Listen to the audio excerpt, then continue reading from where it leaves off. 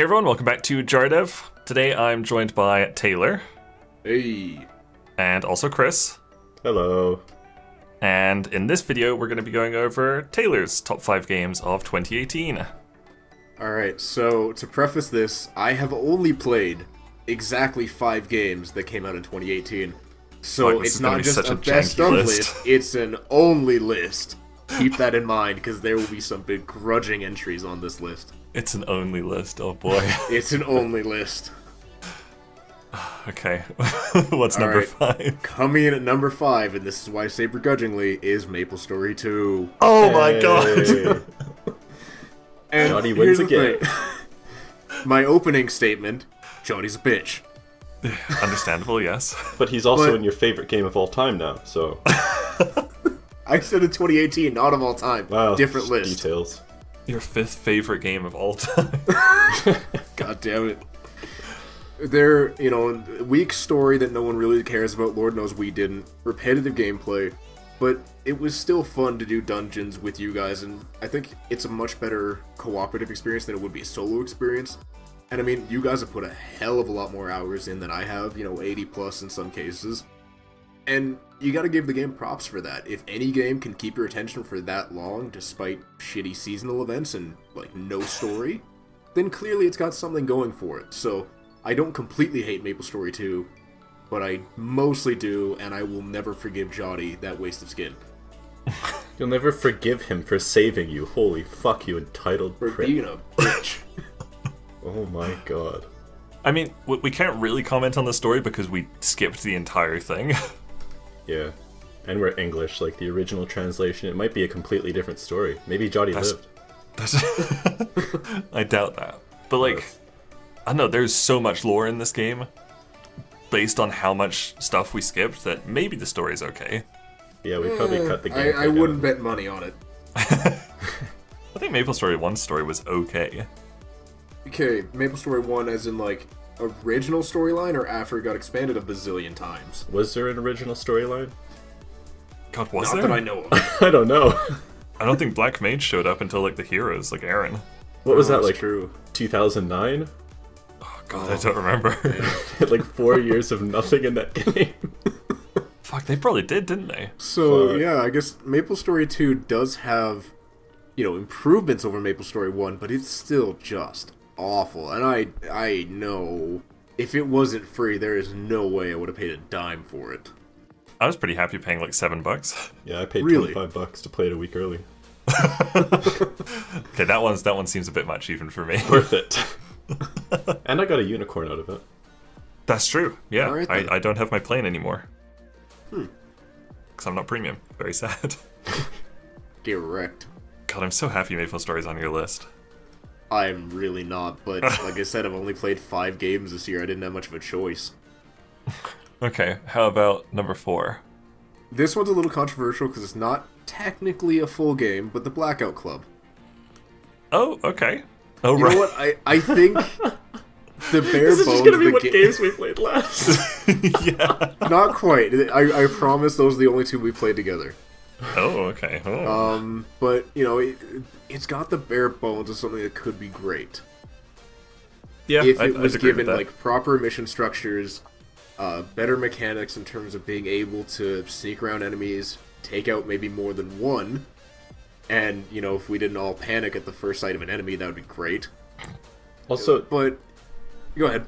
in that game, they seriously need to make it so you don't let go of the grappling hook rope when you throw it, so you can, swing down or let yourself down or something like that. That would be nice, yeah. That would make it actually usable. That's true, yeah. That's true. There are a number of things that need to be improved on, but it's still a good base to work from. And it is early access, so that's exactly what they're going to be doing, which is great. So I think it's it borderlines as to whether it actually released in 2018 or not, but I don't have any other choice really. No, I think that's fine. Yeah, that's fair. You can put it on your list next year as well when it fully releases. Well, we'll see if the game's improved at all. Well, I True. mean, I put a remastered game on mine, so... Yeah, that came out in what?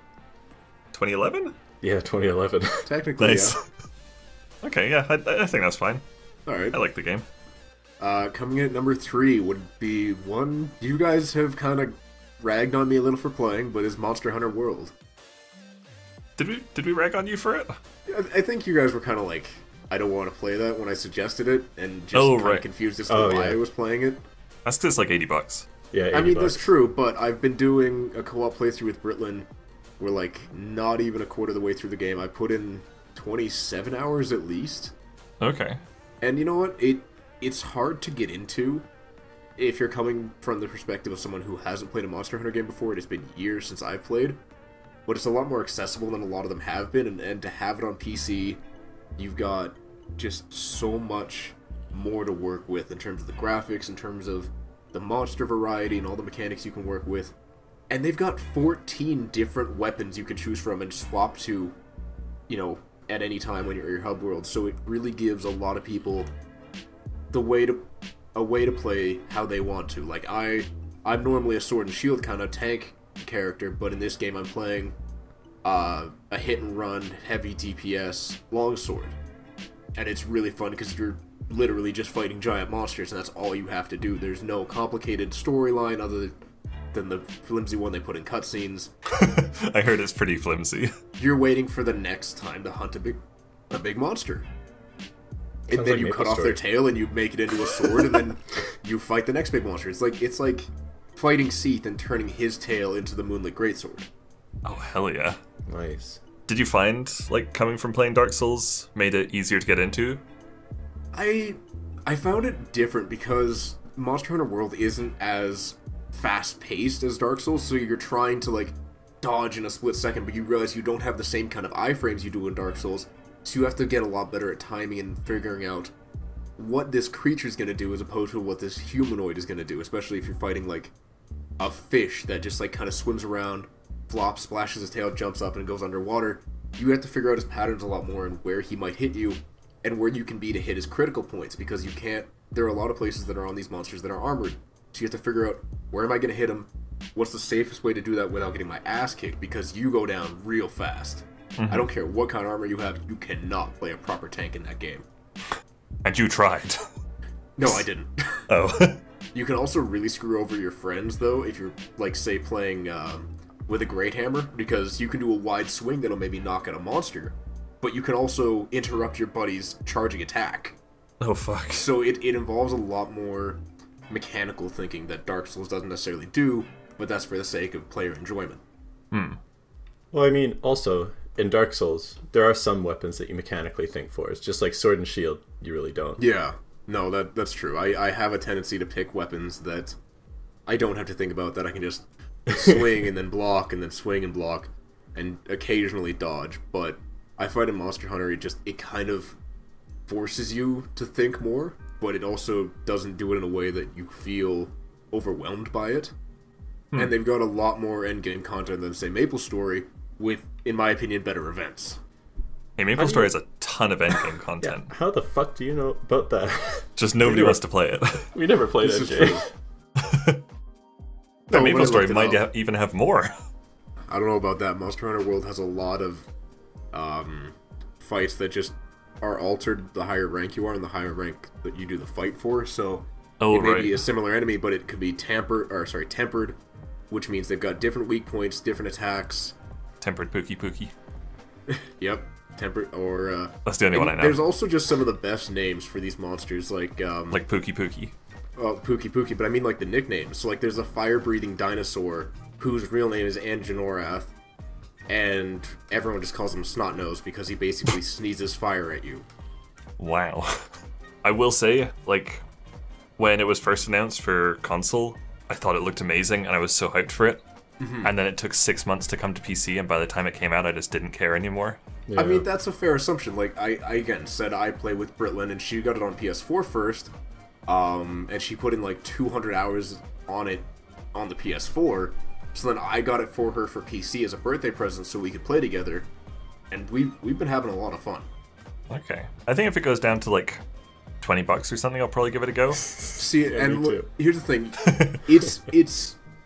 It's a game that if you enjoy it, you could easily spend hundreds of hours doing it, but it does get a little bit repetitive until you start getting into different kinds of fights. So it really depends if you're being a solo player then you really have to enjoy it. But if you're with a group, that just, you know, sense of community and belonging you find with that group can really elevate the gameplay experience and keep you playing for a longer period of time, even if it's just because that's how you spend time with your friends. Yeah, I definitely don't think it's the kind of game you'd play solo. It's definitely more of a, like, you have to be a certain kind of person to solo that game. Yeah. Okay, that was number 3. I'm pretty sure I can guess your game of the year, but I'll let you go ahead with... Well, why don't you try to guess number 2 then? Because I can only think of one more game. Okay. But I'm pretty sure you're going to say it's game of the year. Okay. So I'll let you say number 2. So I might just shatter your expectations here, John. Number you 2 might actually. Is Dark Souls Remastered. I know your game of the year, hell yeah. Okay. I'm kind of surprised. But as I was saying in Chris's video, and I hope this goes out after Chris's video, or else yours is going to go up very first before mine now, just to fuck you over. Oh, you dick. Do it. But I never really got into Dark Souls before meeting you guys, and you know, my first experience was with the original Dark Souls, and it was god awful. The PC port just made me want to rip my eyes out, and even with like DX fix, it was still just terrible.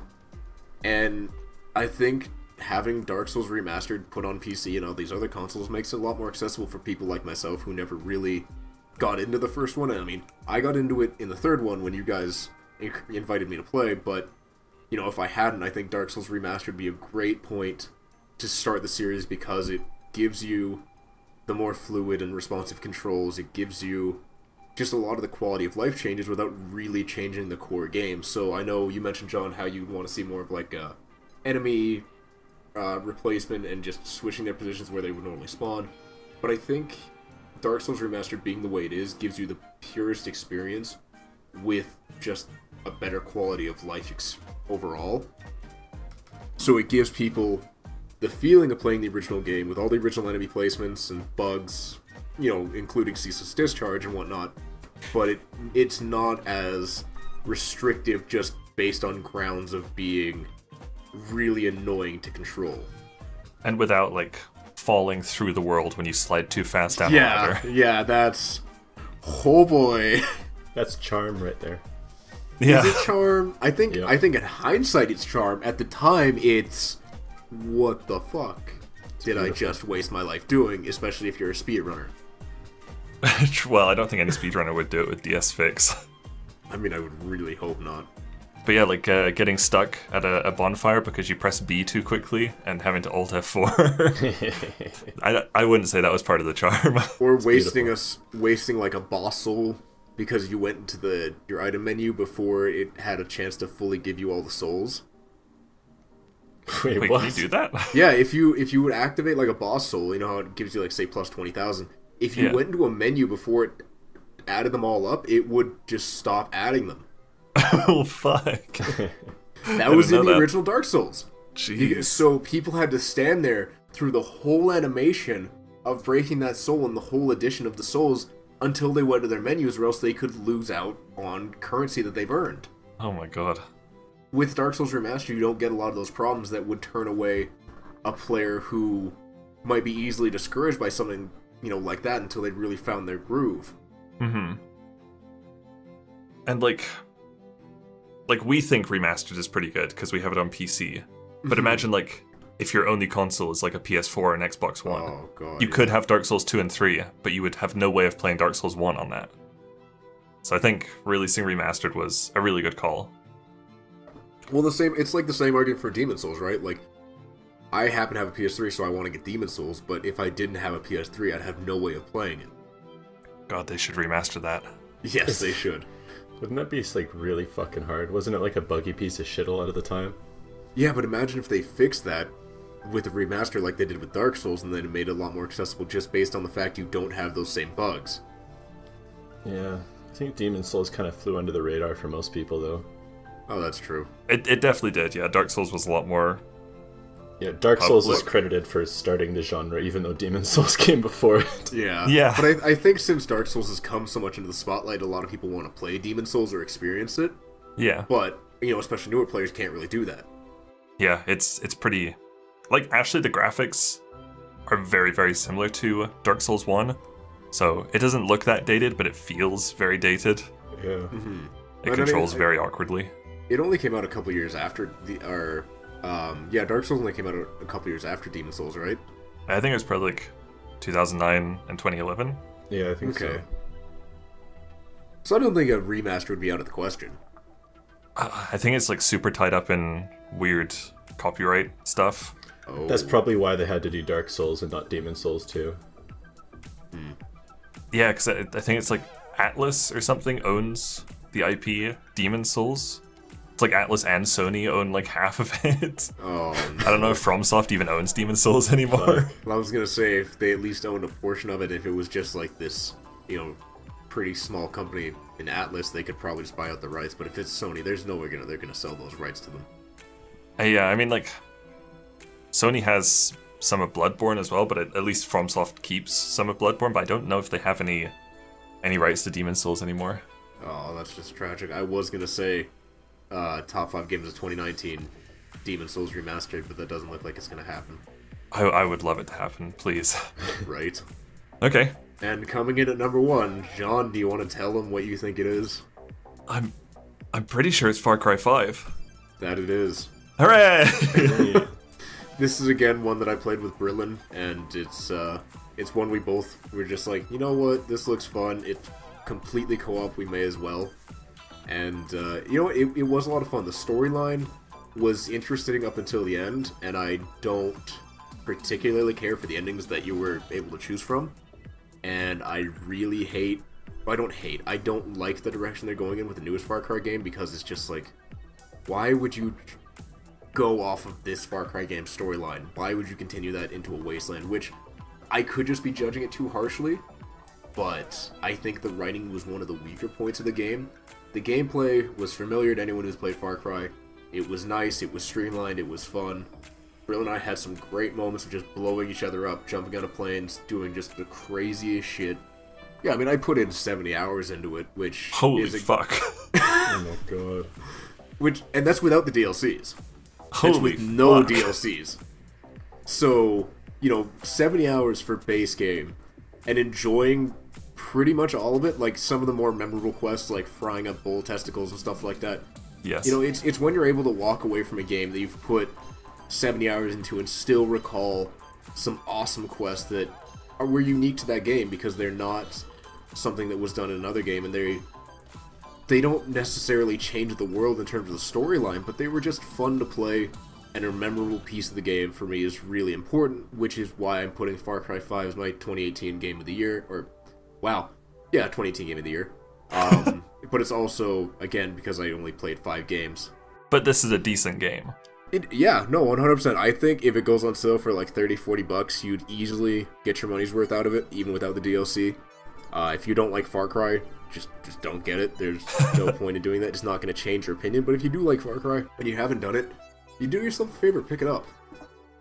I would say just get the regular edition and pretend there's no DLC for it. You'll be a lot happier. The DLC is pretty bad. So, did any of us actually pick any, like, traditionally good AAA games from this year that everybody else would say is Game of the Year? Like God of War or Red Dead Redemption 2? I don't have a PS4, so I haven't played any of those. And, I don't have any modern consoles, so I can't. I haven't played either of those. Fuck. I feel like we missed all of the good games this year. I think mine's a AAA one. Yeah? Far Cry 5 is also AAA. Yeah. I'm not sure if other people would call it Game of the Year. I watched every cutscene from the game, so I spoiled it for myself. It's great. Great, really? Yeah. Oh right, you don't have a PS4, so you're probably not actually going to play it. Yeah, I'm not going to spend $500 to play that game, so That is absolutely fair. I think I would pick up PS4, but it would be to play a number of games, one of them being God of War. Yeah. I have a PS4 and I haven't picked it up, so Oh. I'll wait for it to go like $15 maybe. pick up the bundle for the first 3. I have them for PS3. They're fucking awesome. Yeah, I've got the I first have them. 2 that I bought at BB Games, but I need to get the third one. Third one was the best one, I think, out of the 3. That's fair. I definitely have the third one on my PS4. I haven't played it. It's great. Okay. It even starts off as like a fun game. It's weird. I've played the third one through and through on my buddy's system. But yeah, so God of War, great game. None of us have played it, so it's not on this list. Yay, God of War. Official JarDev game of the year. None of us played it. Okay, well, thank you guys very much for joining me for these lists. Thank you for having us. I'm sorry I didn't have more. It's like, I'm just happy you loved Maple Story 2 so much. It's still shit. Surprising. Alright, thank you guys very much for watching, and we'll see you next time. Bye. Bye. Bye.